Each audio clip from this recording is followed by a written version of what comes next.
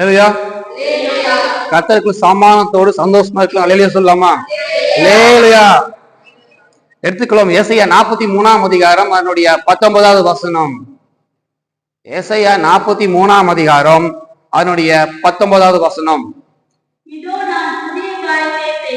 இதோ நான் புதிய காரியத்தை செய்கிறேன், இப்போது அது தோன்றும், நீங்கள் அதை அறியீர்களா?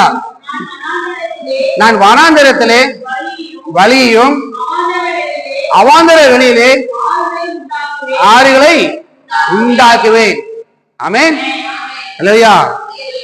கர்த்தர் தாமே இந்த நாளில் நம்ம கூட பேசுகிற வார்த்தையை, நான் புதிய காரியத்தை செய்கிறேன். ஆமென்.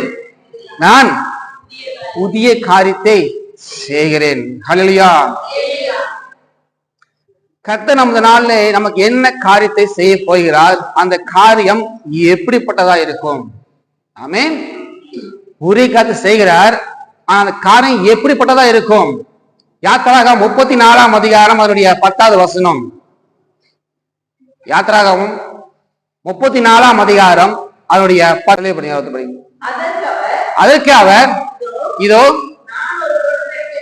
நான் உடன்படிக்கை பண்ணுகிறேன், பூமி எங்கும் எந்த ஜாதியிலும் செய்யப்படாத அதிசயங்களை உன் முன்னோக்கில செய்வேன். உன்னோடு கூட இருக்கிற ஜனங்கள் எல்லோரும் கர்த்தர் செய்கைகளை காண்பார்கள். உன்னோடு கூட இருந்து நான் செய்யும் காரியம் பயங்கரமா இருக்கும். ஆமென். அல்லேலூயா. கர்த்தர் நமக்கு ஒரு புதிய காரியத்தை செய்ய போகிறார், அந்த காரியம் பயங்கரமா இருக்கும். ஆமென். அல்லேலூயா. இதுவரைக்கும் ஒரு காரியமே நடக்கிறீங்களா? அந்த வருஷம் முடிய போகுது. ஆனா கர்த்தர் இந்த நாள்ல ஆவியானவோட பேசுற வார்த்தை, நான் புதிய காரியத்தை செய்கிறேன், அந்த காரியம் பயங்கரமா இருக்கும். ஆமென். அல்லேலூயா.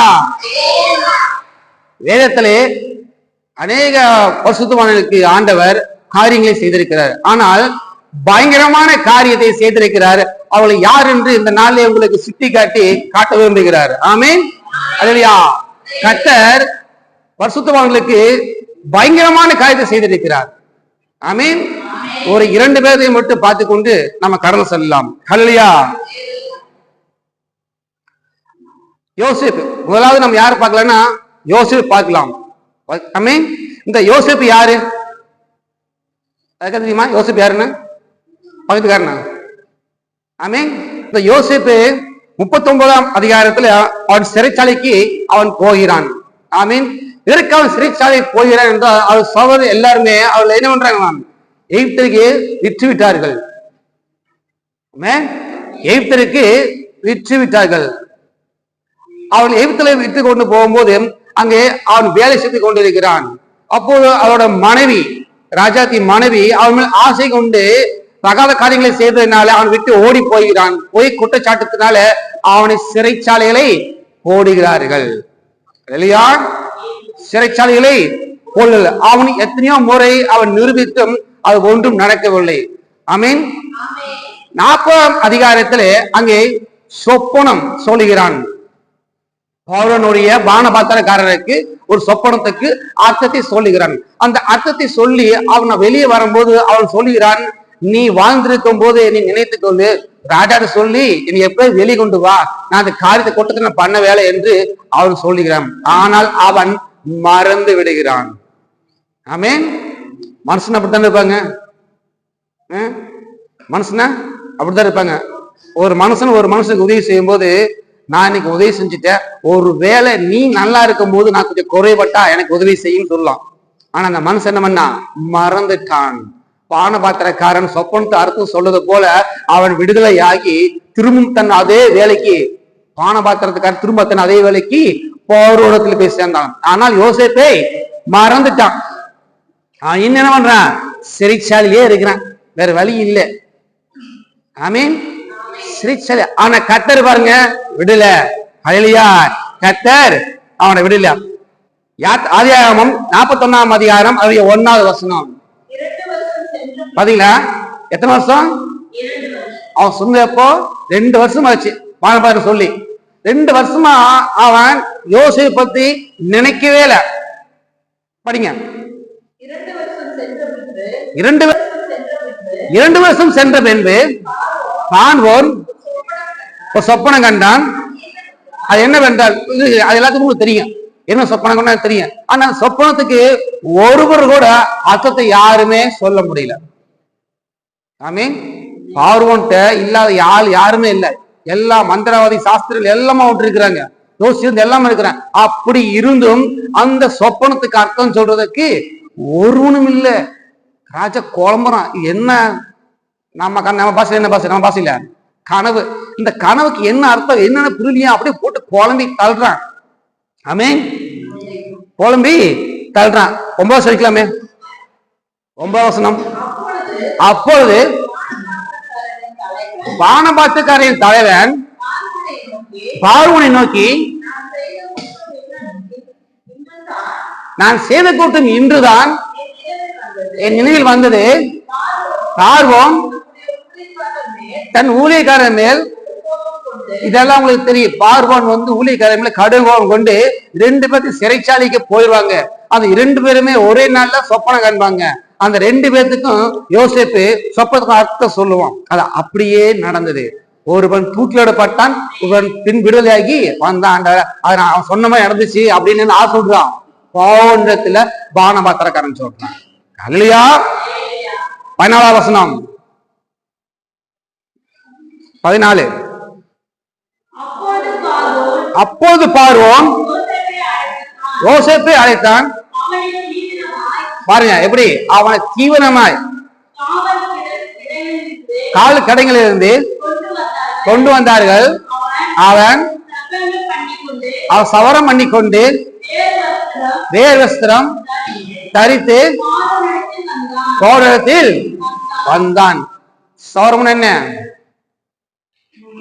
சரிங்க. அப்ப இந்த 2 வருஷமா பரட்ட தலையா இருந்து தாடியில வளர்த்திட்டு இருந்தான். ஆனா பாருங்க 2 வருஷமா அவன் சொல்லிக்கிறான், நீ எப்படி நீ ராஜாட்ட சொல்லி இது வெளியே கொண்டு வான். மனுஷனால முடியாத காரியம் தேவனால் எல்லாம் கூடும். ஆமீன். இல்லையா? பாக்குற வரைக்கும் பார்த்தா ஆண்டவர் டைம் கொடுக்காத மனுஷன்ட்ட அவன் சொல்லவே இல்லை. ஆனா பாருங்க எப்படி ஆண்டவர் பாருங்க தீவிரம் எமர்ஜென்சியா கொண்டு வர சொல்றாங்க. இவன் போய் கேட்டு யாருமே கூட்டம் இல்லை. ராஜா சொல்றான், உடனே அவனை கூட்டம் சொன்னா ஓடி போறாங்க. அவனை தூக்கிட்டு போய் அவனுக்கே புரியல எங்கன்னு கொண்டு போறாங்க, என்ன பண்றாங்க தெரியலையே. அவனை முழிக்கிறான். உடனே அவனை கட்டிங் பண்றாங்க, சேவ் பண்றாங்க. அவன் அழுக்கு துணி போட்டிருப்பான். சிறைச்சாலைக்கு பேண்ட் ஷர்ட் போட்டிருப்பாங்களா, ஜீன்ஸ் பேண்ட் டிஷர்ட் போட்டிருப்பாங்களா? அவன் எப்படி இருக்கும்? அழுக்கு துணியா இருக்கு. அப்படி ரொம்ப உருண்டு பேண்ட இருப்பான். ஆனா பாருங்க வேற வஸ்திரம். ராஜாட்ட போய் நிக்கணும். நம்ம கலெக்டர் மனு கொடுக்க போய் கிழிஞ்சு சட்டையை போட்டு அது போட்டு மனு கொடுக்க போவோமா? என்ன பண்ணுவாங்க? ஐயோ பிச்சைக்காரன் எடுத்து நினைச்சுக்குவாங்க. ஆனா ராஜாவுக்கு போகும்போது நல்ல ராஜாவுக்கு நிக்கிற ஒரு தகுதியான வஸ்திரத்தை அவனுக்கு கொடுத்து அவன் அப்படியே அவனை கூட்டிட்டு கொண்டு போறாங்க. ஆமே. அல்லையா? அப்படியே அவனை கூட்டிட்டு கொண்டு போறாங்க. அல்லையா? திரும்ப வாசிக்கலாம் 14 வசனம். அப்போது பார்வோன் யோசேப்பை அழைப்பித்தான். அவனை தீவிரமாய் காவல் கடைகளிலிருந்து கொண்டு வந்தார்கள். அவன் சவரம் பண்ணி கொண்டு வேறு வஸ்திரம் தரித்து பவுடத்தில் வந்தான். என்ன பண்ணாங்க?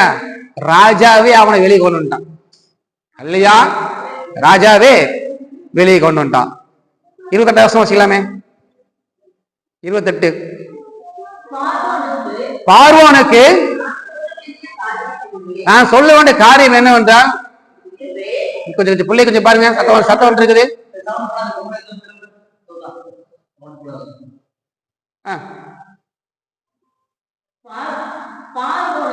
பார்வோனுக்கு நான் சொல்ல வேண்டிய காரியம் இதுவே, தேவன் தாம் செய்ய போகிறதை பார்வோனுக்கு காமித்திருக்கிறார். அல்லேலூயா. இப்போ ராஜாவிடத்துல யோசேப்பு போயாச்சு. சொப்பனத்தை ராஜா சொல்றாரு. ராஜா சொல்ல வேண்டிய எல்லா சொப்பனத்துக்கும் யோசேப்பு அர்த்தத்தை சொல்லிட்டான். அல்லேலூயா. அர்த்தத்தை சொல்லி முடிச்சதுக்கு அப்புறம் தேவன் செய்ய போறதை உனக்கு காமிச்சிருக்கிறாருங்கிறாரு. ஆமீன். இந்த பார்வோன் யாரு? ஒரு புறஜாதியான மனுஷன், ஒரு புறஜாதியான ஒரு ராஜா. ஆமீன். எகிப்து ராஜா அவரோட கடவுளே வேற. ஆண்டவரை கர்த்தர்னு சொல்றாரு, அங்கு போய் அவங்க சொப்பனத்தை போடுறாரு.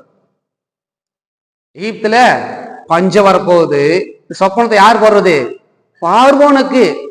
ஏன் பார்வோன் சொப்பனத்தை கொடுக்கும்? எத்தனை திக்கிற சிலிக்கிறாங்க, எத்தனை ஒதுக்கி இருக்கிறாங்க, அங்கெல்லாம் சொப்பனத்தை போடலாம். ஆனா சொப்பனத்தை பார்வோனுக்கு போட்டு அவன் மண்டே குழப்ப வச்சது கர்த்தர். ஆமீன். இதை விட என்ன சூப்பர் ஹிட்னா, பஞ்சத்தை கொண்டு வந்தது அவருதான். நாம நினைச்சிட்டு இருக்கிறோம் ஏதோ ஒரு பஞ்சம் தானா வந்துருச்சுன்னு. இத்தனை நாள இன்னைக்கு தான் புரிஞ்சுது, பஞ்சத்தை கொண்டு வந்தது அவருதான். ஆமீன். அப்படி ஒரு சொப்பனத்தை போட்டு அப்படி பஞ்சத்தை வருப்புன்னு சொன்னாதான் யோசேப்பு வெளிவர முடியும். ஹல்லேலூயா, ஆமீன், ஹல்லேலூயா. ஏன்னா யோசேப்பு வெளி வந்து ஆகணும். அவன் சிறைச்சாலையில் இருக்கிறான். நம்ம வாழ்க்கையில ஏதோ ஒரு சிறைச்சாலை நம்ம இருக்கிறோம், ஏதோ ஒரு சிறைச்சாலை, ஏதோ ஒரு சிறைச்சாலை அப்படியே என்ன பண்றோம்? சிறைப்பட்ட உள்ள இருக்கிறோம், வெளியும் வர முடியல, உள்ளும் இருக்க முடியல. உள்ள எப்படி ஏசி போட்டு கொடுப்பாங்களா? சிறைச்சாலையில எத்தனை கொசுக்கடி இருக்கும்? கொசுபதி கொடுப்பாங்களா? எதுவுமே இருக்காது. கொசுக்கள் சாடி வாங்கி என்ன வேணாலும் பண்ணிக்க வேண்டியதுதான். ஆனா வெளியும் வர விட மாட்டாங்க. அந்த அளவுக்கு சிறைச்சாலை கட்டு. நம்மளோட வாழ்க்கையில அதே தான். நாமளே என்ன பண்ண முடியும்? வீட்டுக்குள்ள முடியாது. ஒரு மனுஷன்ட்ட போய் நான் இந்த சிறையில் இருக்கிற என்னை வெளியே சொல்ல முடியுமா? பார்க்க தான் முடியும். ஒரு தப்பு பண்ணி உள்ள போயிட்டாங்க, அவன் சிறைச்சாலை பார்க்க போறவங்க பார்க்க தான் முடியும், வெளியே கொண்டு வர முடியாது. ஆமீன். ஆனா இங்க யோசேப்பு எவ்வளவோ ட்ரை பண்றான், முடியல. கர்த்தர் பார்த்தாரு, என் மகன் அங்க கஷ்டப்பட்டு இருக்கிறான், அவனை கொண்டு வரணும். சும்மா கொண்டு இருக்கிறாரு, ஒரு பயங்கரமான காரியத்தை செய்யணும். ஆமீன். பயங்கரமான காரியத்தை செய்யணும். ராஜாவை மண்டை குழப்பி விட்டு ஒரு சொப்பனத்தை போட்டு அது அர்த்தத்துக்கு எவனுமே சொல்ல முடியாது செஞ்சு அதை யோசேப்பு தான் சொல்லணும்னு சொல்லி அவனை வெளியே கொண்டு வந்து, ஆமீன், அவனை வெளியே கொண்டு வரக்கு எப்படிப்பட்ட புதிய காரியத்தை, எப்படிப்பட்ட பயங்கரமான காரியத்தை செஞ்சுக்கிறார். ஆமீன்.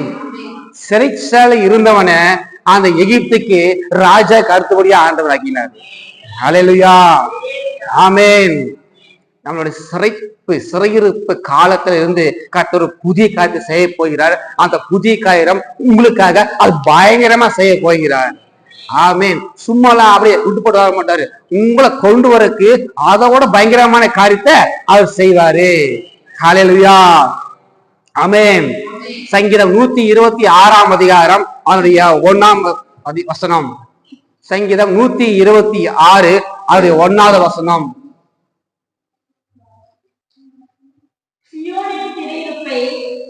சீயோனின் சிறையிருப்பை யார் திருப்புறாங்க? கர்த்தர் திருப்பும் போது சொப்பனம் காண்கிற போல் இருக்கும். பாருங்க, நமக்கு ஏதோ ஒரு கனவு மாதிரி ஆகி போயிடும். பேதுருவை சிறைச்சாலையில் தேவதூதர்கள் வெளியே கொண்டு வராங்க. தூக்கத்திலேயே ஏதோ கனவு, நான் வெளியே போற மாதிரி. ஆனா என்னது? விடுதலை. அவருடைய சிறைச்சாலையில உண்மையாகவே அவன் வெளியே வந்துட்டான். ஆனா அவனுக்கு என்னது? ஏதோ சொப்பனம் காண்றான் போல கிள்ளி பார்க்கிறான். ஆனா உண்மையாகவே அந்த மாதிரி நம்முடைய சிறையிறப்ப, உங்களுடைய சிறையிறப்ப கட்ட திருப்பும் போது உங்களுக்கு ஏதோ ஒரு சொப்பனம் காண்பது போல இருக்கும். அல்லையா? கர்த்தர் உங்களுக்காக புதிய காரியத்தை செய்ய போகிறார். அந்த புதிய காரியம் பயங்கரமா இருக்கும். அப்படி சிறையிறப்பை திருப்பும் போது உங்களுக்கு அது எப்படி இருக்குமா? சொப்பனம் காண்பது போல இருக்கும். ஆமென். 3வது வசனம். கர்த்தர் தமக்கு எப்படி காரியம் செய்தாங்க? இங்க புதிய காரியத்தை செய்கிறார். இப்ப இந்த காரியம் பயங்கரமா இருக்கும். அந்த காரியம் பெரிய காரியமா இருக்கும். சொல்லுங்க. பெரிய காரியங்களை செய்தார். இதன் நிமித்தம் நாம் மகிழ்ந்திருக்கிறோம். ஆமீன். சிறைச்சாலை இருக்கும்போது சந்தோஷமா யாராவது இருக்க முடியுமா? நான் சிரிச்சுக்கிட்டே நான் சிறைச்சாலை இருக்கிறேன், சிறைச்சாலை சொல்ல முடியுமா? அங்க எப்படி இருக்கும்? அடிப்பாங்க, உதைப்பாங்க, திட்டுவாங்க, எல்லாரையும் பண்ணும். ரொம்ப கஷ்டமா இருக்கும், வேதனையா இருக்கும். அப்படிப்பட்ட நம்முடைய வாழ்க்கையில, வேதனை உள்ள வாழ்க்கையில ஒரு சந்தோஷம் இல்ல, ஒரு மகிழ்ச்சி இல்ல. ஆனா கர்த்தர் சிறையிருப்பை திருப்பும் போது நமக்கு மகிழ்ச்சி உண்டாகும்.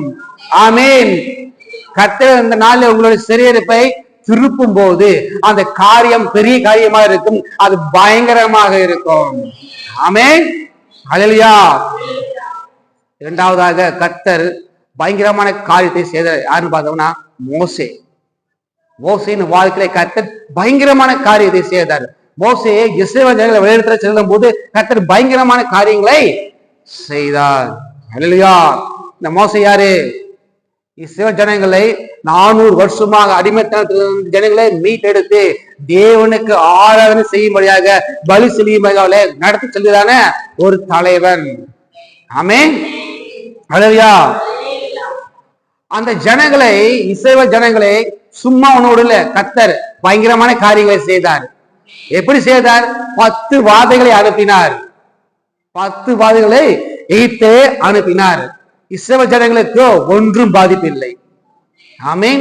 10வது வாதை அது பயங்கரமா இருந்துச்சு. ஹல்லேலூயா. எப்படி இருந்துச்சு? நான் என்னோடு சேர்ந்து இருந்த காரியம் பயங்கரமா சொன்னாரு. அது 10வது காரியம் எப்படி? வேலைக்காரன் இருந்து தலைச்சம் பிள்ளைய, ஆடு மாடு எல்லாமே கர்த்தர் அதமாக்கினார். எங்களை விட்டு ஓடி போங்கடா சாமி அப்படின்னு சொல்ற அளவுக்கு கர்த்தர் பெரிய காரியங்களை செய்தார். நான் ஏன் சொல்றேன்னா, உங்களுக்காக நமக்காக கர்த்தர் எதையும் செய்வார்னு சொல்ல வரேன். ஆமென். உங்களுக்காக கர்த்தர் எதையும் செய்வார். அது பயங்கரமா இருக்கும். ஆமென். ஏதோ சும்மா தானமா இல்ல, நமக்கு விடுதலை பண்றது. கர்த்தர் நமக்காக எதையும் செய்வார். ஹல்லேலூயா. யாத்திராகமம் 14ஆம் அதிகாரம் 10வது வசனம்.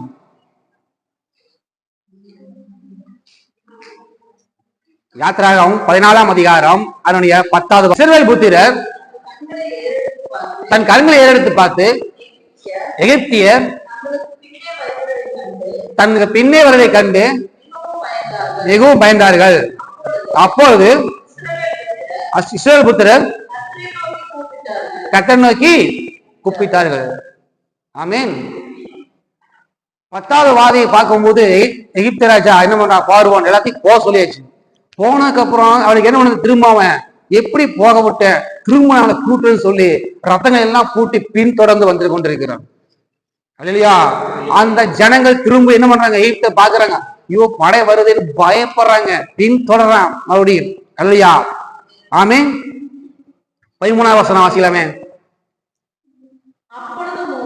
அப்போது மோசே ஜனங்களை நோக்கி, பயப்படாதிருங்கள், நீங்கள் நின்று கொண்டு இன்றைக்கு கர்த்தர் இன்று செய்யும் ரட்சிப்பை பாருங்கள்.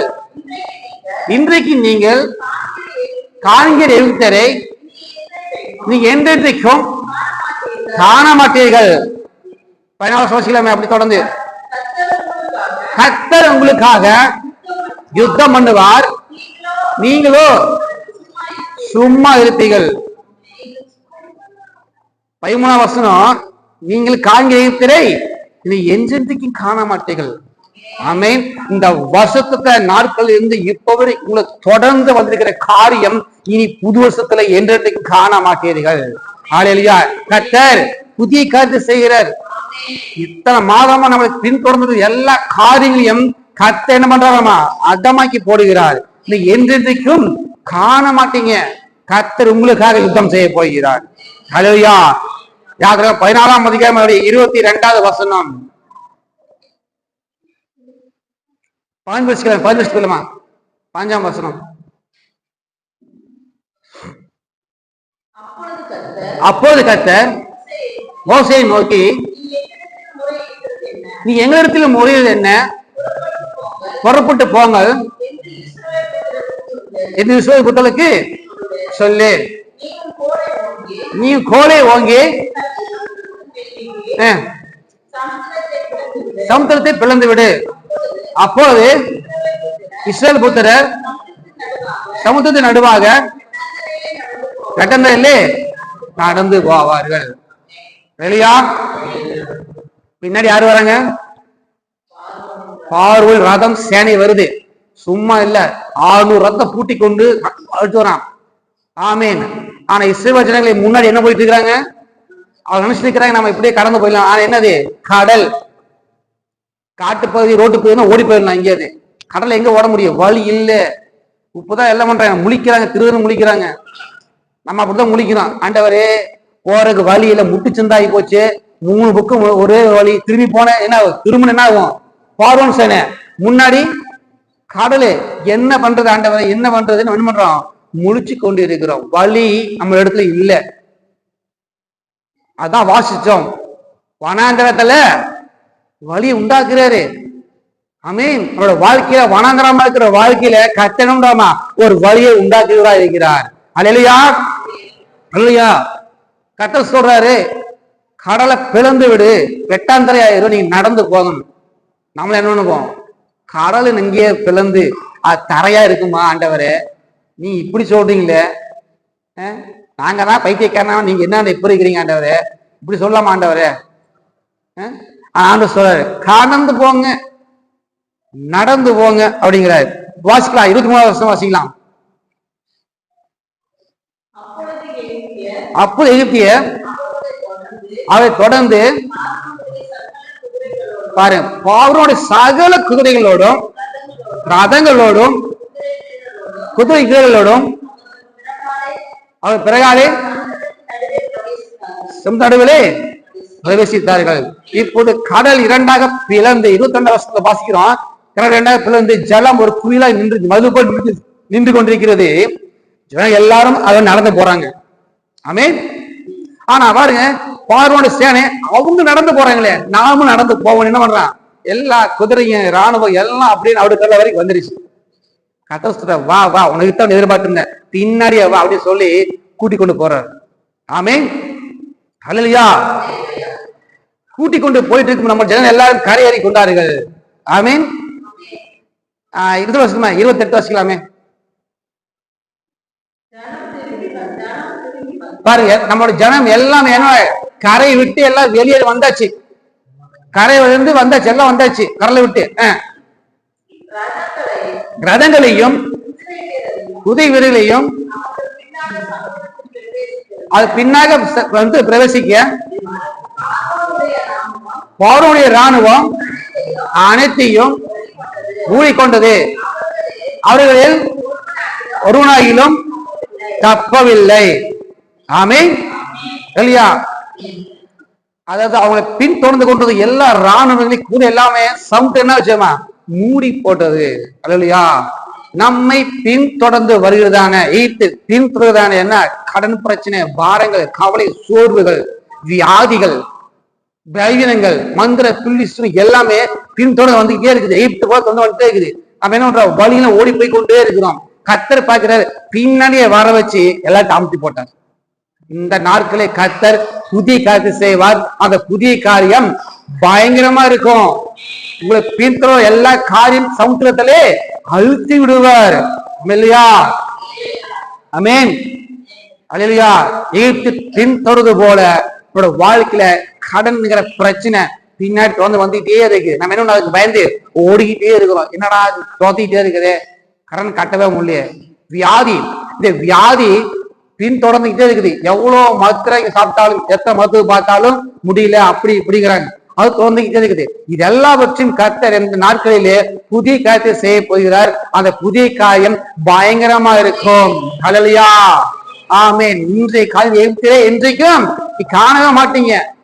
ஈப்து எப்படி காணாம போயிட்டான சமுத்திரத்துல, அந்த மாதிரி வருகிற புதிய நாட்களே 4 நாட்களே கர்த்தர் சொல்லுகிறார், புதிய காரியம் அது பயங்கரமா இருக்கும். எல்லாம் உங்களை விட்டு ஓடி போகும். ஆமென், ஓடி போகும். சரி, கர்த்தர் இப்படிப்பட்ட பயங்கரமான காரியத்தை செய்யும்னா வரும் இல்லாதது. கர்த்தர் இப்படிப்பட்ட காரியத்தை செய்யணும்னா நாம என்ன செய்யணும்? ஏதோ ஒரு புதிர் போடுறாங்களே, நம்ம என்ன செய்யணும்? ஒரு 3 காரியம் நம்ம செய்ய வேண்டியது இருக்குது. ஆமென், வாசிக்கலாம். ரூத் 3ஆம் அதிகாரம் அதனுடைய 18வது வசனம். ரூத் புஸ்தகத்திலே 3ஆம் அதிகாரம் அதனுடைய 18வது வசனம். 3:18. அப்பொழுது அவள், என் மகளே, நல்ல கவனிங்க, இந்த காரியம் என்னமாய் முடியும் என்று நீ அறிய மட்டும் போதும். பொறுத்து. கர்த்தர் நமக்கு பயங்கரமான காரியத்தை செய்ய போகிறார். வாக்கு கொடுத்திருக்கிறாரு, நான் புதிய காரியத்தை செய்வேன்னு சொல்லிக்கிறாரு. ஆனா அந்த காரியம் என்னமாய் முடியும் என்று அறிய மட்டும் என்ன பண்ணு, கொஞ்சம் வெயிட் பண்ணு, பொறுமையா இரு. நமக்கு அதுதான் இல்லை, பொறுமையே இல்லை. கோழி முட்டை ஓட்டவுன்னு அடுத்த 1 மணி நேரத்துல குஞ்சு பொரிச்சிடணும். அப்படியா? நமக்கு பொறுமையும் இல்லையா? நமக்கு 25 நாள் 30 நாள் ஆகும். அது எல்லா முட்டையும் ஒரே நாள்ல புரியாது, கொஞ்சம் நாள் 2 நாளைக்கு 1 நாளைக்கு புரியும். நம்மளால அப்படி கணக்கே இல்லை. கோழி முட்டை ஓட்டோன்னு அதுக்கு குஞ்சு பொரிச்சு வெளியே வந்துடும். கர்த்தர் சொல்றாரு, இந்த காரியம் என்னமா முடியும் என்று அறிய மட்டும் நீ பாக்குற வரைக்கும் பொறுமையாரு, பொறுமையாரு, காத்திரு, பொறுமையாய் காத்திரு. கர்த்தர் காரியங்களை வாய்க்க பண்ணுவார். ஆமென், அல்லேலூயா. சங்கீதம் 37ஆம் அதிகாரம் அதனுடைய 5வது வசனம். சங்கீதம் 37ஆம் அதிகாரம் அதனுடைய 5வது வசனம்.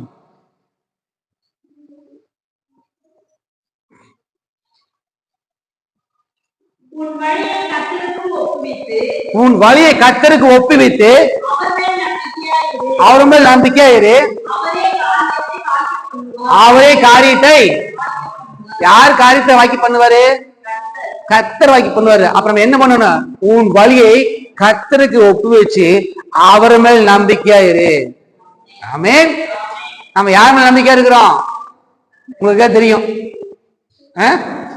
கர்த்தர் மேல் நம்பிக்கையா இருந்தாதான் அவர் நமக்கு காரியத்தை வாக்கி பண்ணுவார். ரெண்டாவது, நம்முடைய வழியை அவருக்கு ஒப்பு கொடுத்துடணும். நம்ம வழி தனி வழிங்க அப்படிங்கிற மாதிரி என்ன, நம்ம தனியா உலகத்துக்கு போனா கர்த்தர் வாக்கி பண்ண மாட்டார் இல்லையா? நம்மளோட வழி, நம்மளோட என்ன, நம்மளுடைய எல்லாமே அவரோட ஒப்பு கொடுத்துடணும். அவரும் நம்பிக்கையா இருக்கணும், அவரே காரியத்தை வாக்கி பண்ணுவாரு. ஆமென். நான் புதிய காரியத்தை செய்கிறேன், அது இப்போதே தோன்றும். எப்போ தோன்றும்னா கர்த்தர் மேல் நம்பிக்கை இருக்கும் போது அது இப்போதே தோன்றும். அல்லேலூயா. ஆமென். 3வது காரியம், யோபு 33ஆம் அதிகாரம் அதனுடைய 14வது வசனம். யோபு 33ஆம் அதிகாரம் அதனுடைய 14வது வசனம். தேவன் ஒரு விஷயம் சொல்லியிருக்கிற காரியத்தை நல்ல கவனிங்க, 2ஆம் விஷயம் பார்த்து திருக்கிற அல்லவே. ஆமென். போதும். பாத்தீங்களா, தேவன் ஒரு ட்ரிப் சொல்லிட்டாருன்னா செஞ்சிருவாரு. ஐயோ மனுஷன் மாதிரி, ஐயோ தெரியாம சொல்லிட்டேன் பிரதர், தெரியாம சிஸ்டர், நான் மாத்திக்கிறேன், அடுத்த மாசம் பார்க்கலாம், அப்பா சொல்லல. கர்த்தர் ஒரு ட்ரிப் ஒரு காரியத்தை சொல்றேன்னு செஞ்சுட்டாருன்னா அவர் செஞ்சு முடிப்பார். மனுஷனை போல 2ஆம் காலத்தை பார்த்து அவர் சொல்லவே மாட்டார். அப்ப நம்ம என்ன சொல்றோம், இங்க என்ன வாசியம்னா, கர்த்தர் சொல்லிட்டார்ல அப்படின்னு நமக்கு என்ன விசுவாசம் வேணும். ஆமென். போல என்ன பண்ணணும், கர்த்தர் நமக்கு காரியங்களை செய்யணும்னா பொறுமை முக்கியம். பொறுமையா அவரோட வாக்குத்தத்தங்களை பெற்றுக்கொள்ளணும். 2வது, அவர் நம்மளோட வழியில அவருக்கு ஒப்பு கொடுத்து அவர் மேல் நம்பிக்கையா இருக்கணும். 3வது, விசுவாசம் உள்ளவனா இருக்கணும். கர்த்தர் ஊசி சொல்லிட்டாரா அதை செய்வார். திரும்ப திரும்ப ஜபத்துல போய், ஆண்டவரே செய்வீங்களா செய்ய மாட்டீங்களா, நடக்குமா நடக்காதா, குறி கேட்கிற மாதிரி, ஆகுமா ஆகாதா, முடியுமா முடியாதா, என்ன மனசுல கேட்கிற மாதிரி, டே கொடுக்க மாட்டேடா, அந்த மாதிரி கேட்கிற மாதிரி இருக்குது. ஆண்டவரே மேட்டுறது ஜமன் இல்ல, கொடுக்க மாட்டீங்களா, அவர் பேசாமையே இருப்பாரு. சரி, ஒரு நாள் போச்சு, என்ன ஜபத்துல ஆண்டவரே ஆகுமா ஆகாதா, அவர் கம்முன்னு இருக்கிறாரு. 2 முடிவு வச்சு 3 நாள் ஜபத்துல ஆண்டவரே முடியுமா முடியாதா, அவர் பார்க்க முடியாது போன்றது. அவர் பாட்டு பேசாம இருந்தா, ஐயோ மதம் டெய்லியும் ஜெபம் பண்றான்னு நெருக்கப்பட்டு கொடுப்பாரு. அவரு போய் மிரட்டினா ஆகமா ஆகாதா, நடக்குமா நடக்காதா, முடியவோ முடியாதா, இப்படி கேட்கறானா முடியாது போன்றது. அப்புறம் உட்காந்துருக்க வேண்டியதான். காத்திருக்கணும், பொறுமையா இருக்கணும். 2வது, நம்மளோட வழியை அவர் ஒப்பு கொடுத்து அவர் மேல் நம்பிக்கையா இருக்கணும். 3வது, அவர் செய்வாருன்னு சொல்லி விசுவாசத்தோடு இருக்கணும். ஆமென். அல்லேலூயா. ஆதியாகமம் 12ஆம் அதிகாரம் 1வது வசனம். ஆதியாகமம் 12ஆம் அதிகாரம் 1வது வசனம். கர்த்தர் ஆபிரகாமை நோக்கி, நீ உன் தேசத்தையும் உன் இனத்தையும் உன் தகப்பன் வீட்டையும் விட்டு புறப்பட்டு, எல்லாரும் நல்லா கவனிக்கணும், நான் உனக்கு காமிக்கும் தேசத்துக்கு ஓ, நான் உனக்கு காமிக்கும் கோயம்புத்தூருக்கு போன்னு சொன்னாரா? இங்க பாருங்க எல்லாரும், சொன்னாரா? நான் கோயம்புத்தூருக்கு போ அப்படி சொன்னாரா? சொல்ல. நானும் கோயம்புத்தூர் தேசத்துக்கு போ. தொடர்ந்து 4 வருஷம் படிங்க, 4 வரைக்கும் படிங்க தொடர்ந்து. நான் உன்னை பெரிய ஜாதியாக்கி உன்னை ஆசீர்வதித்து உன் பேரை பெருமைப்படுத்துவேன். நீ ஆசீர்வாதமாய் இருப்பாய். உன்னை ஆசீர்வதிக்கிறவர்களை ஆசீர்வதிப்பேன்.